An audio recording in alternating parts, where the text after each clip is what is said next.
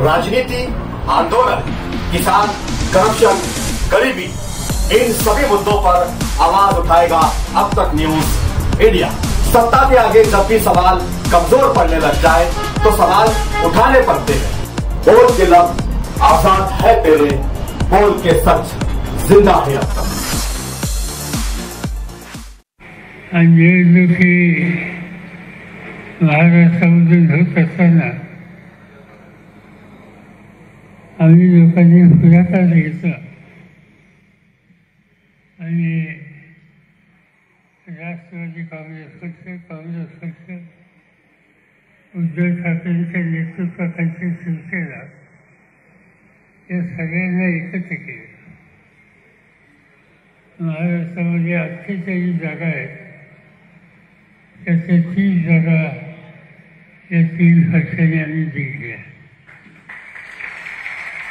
आणि राष्ट्रवादीचा मुद्दा कमी जागा लढवायचा निर्णय घेतला.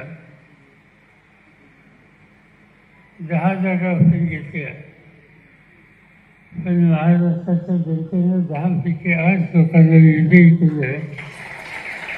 त्याच्यामध्ये 14 लोकांचा सुद्धा वाटा हा फार महत्वाचा आहे. या निवडणुकीची 12 वर्षाची निवडणूक ही सगळी देशात गाजली. तुम्ही दिल्लीला गेलात, तुम्ही केरळला गेलात, तुम्ही हैदराबादला गेलात, तिथल्या वर्तमानपत्रात, तिथल्या टेलिव्हिजनवर चर्चा काय तर 12 वर्षाची निवडणूक. आणि निवडणुकीच्या काळात सगळे लोक काम करत होते, पण लोकांच्या एक दडपण असल्यासारखं दिसत होतं. काही गावामध्ये प्रमुख प्रचारासाठी गेले तर लोक पुढे यायला घाबरायचे. काही लोक प्रचारासाठी सुरुवातीला आले आणि नंतर गायब झाले. अनेकांची नावं घेता येते जे अनेक वर्ष माझ्या आजूबाजूला असतात ते या निवडणुकीच्या वेळेस काही दिसले नाही. शौकत आहे का? नाही. असं आता आणखी बाकीच्यांची नावं घेत नाही. ते हे घडलं आणि त्याचं कारण एक प्रकारचं दबावाचं वातावरण होतं. पण मी याच्यापूर्वी सांगितलं की या देशामध्ये आम्ही राजकारणात असलेल्या लोकांच्या पेक्षा सुद्धा देशातल्या लोकशाहीच्या बद्दलची आस्था ही तुम्हा सामान्य लोकांना जास्त आहे. तुम्ही बोलत नाही, दाखवत नाही, पण मनात जे असेल ते कसं. आणि कालच्या लोकसभेच्या निवडणुकीमध्ये ज्या पद्धतीनं सोफिया ताईला तुम्ही मतदान केलं त्याच्यातनं गोष्ट स्वच्छ झाली की तुमच्या मनात अंतःकरणात काय होतं ते कदाचित तुम्ही काही मागं फिरून पाहिलं नाही. शांत म्हणून जाऊन वचन दाबलं आणि त्याचा परिणाम आज फार मोठ्या मताने 1,50,000 मतांना आज आपली योजना आहे आणि याच्यामध्ये लाडावंशी तालुक्याचा पहिला नंबर होता. आणि त्या पहिल्या नंबरमध्ये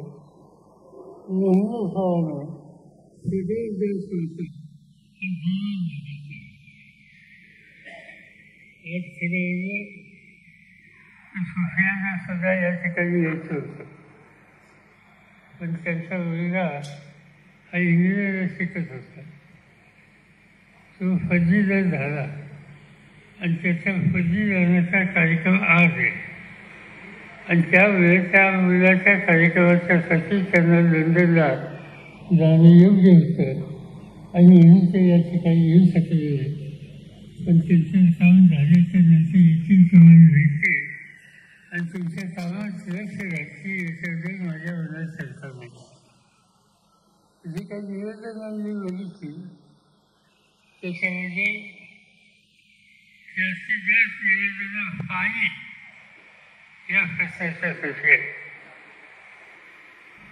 आपण जनाई शेताची योजना केली, त्याच्यामध्ये काही तलाव भरण्याचा कार्यक्रम घेतला, काही तलावांना फायदा मिळाला, काहींना मिळाला नाही.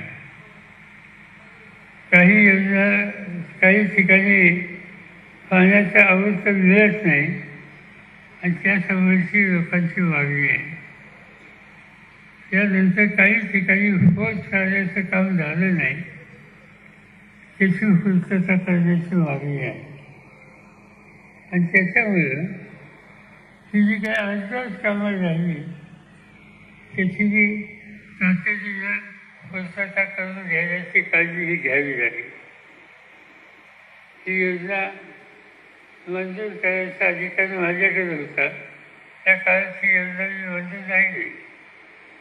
पण काही ठिकाणी जमिनीच्या अडचणी आल्या, काही ठिकाणी काळजी झाली नाही, काही ठिकाणी फायदा झाला, काही ठिकाणी झाला नाही.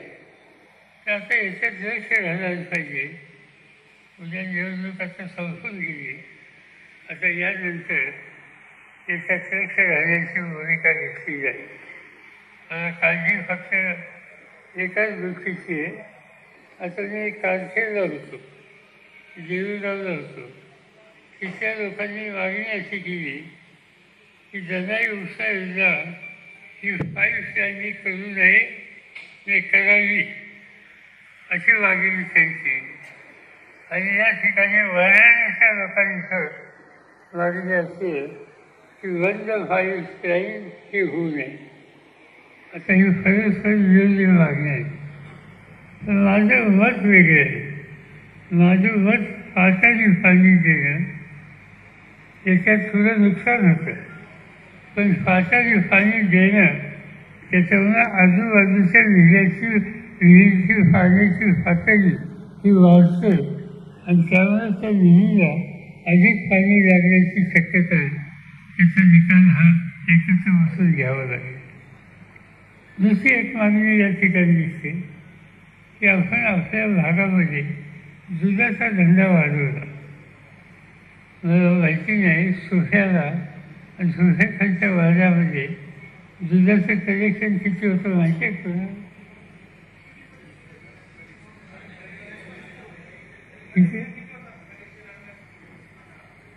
किती होतं?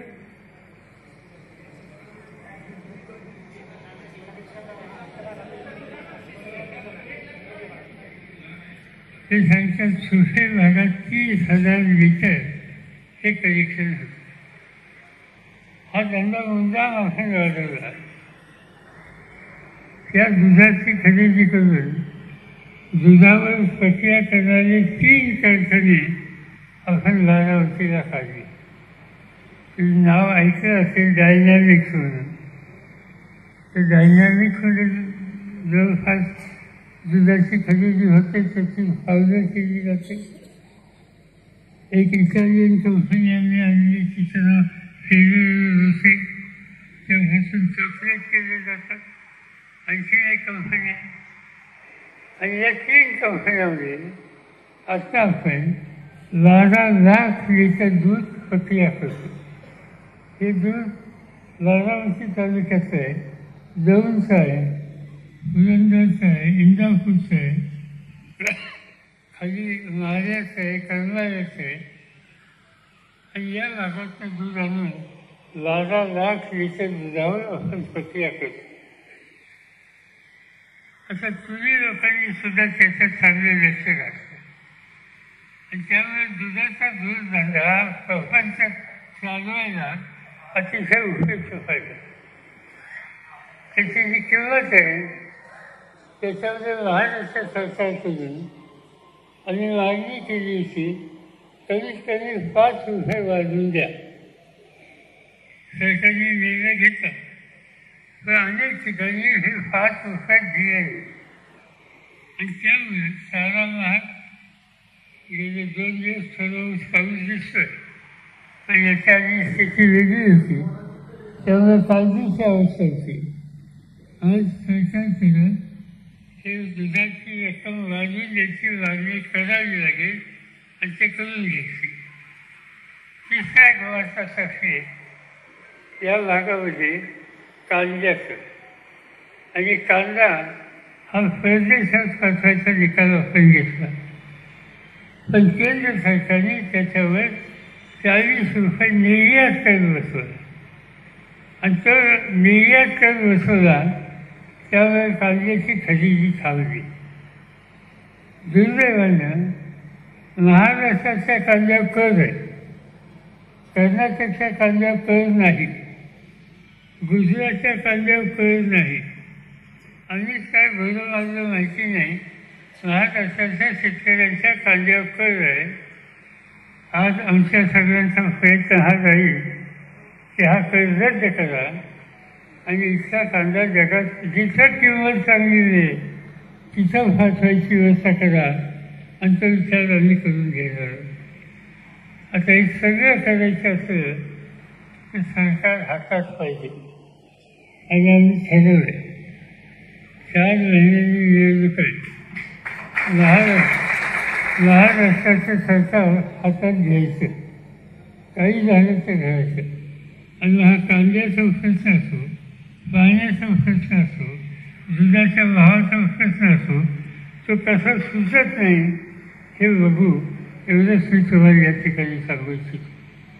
मी काय अधिक बोलण्याच्यासाठी या ठिकाणी आलो नाही. कालच्या निवडणुकीमध्ये तुम्ही फार उत्तम केले, उत्तम काम केलं. तुम्ही बोललं नाही, पण नेमकं कोणतं वचन दाबायचं याचा विचार तुम्ही केला आणि एक विचार केला. हे कर्तृत्व तुम्ही दाखवलं. तुम्ही तुमचं काम केलं आहे. 4 महिन्याने होणाऱ्या विधानसभेचं काम करा आणि बाकीच्या कामाचं उजं माझ्या खांद्यावर टाका. ते कसं करायचं हे मी वगैरे एवढंच या ठिकाणी सांगतो. आणि आणखी काही ठिकाणी जायचं त्यामुळे अधिक वेळ न घेता तुम्हा सगळ्यांची या ठिकाणी लागेल.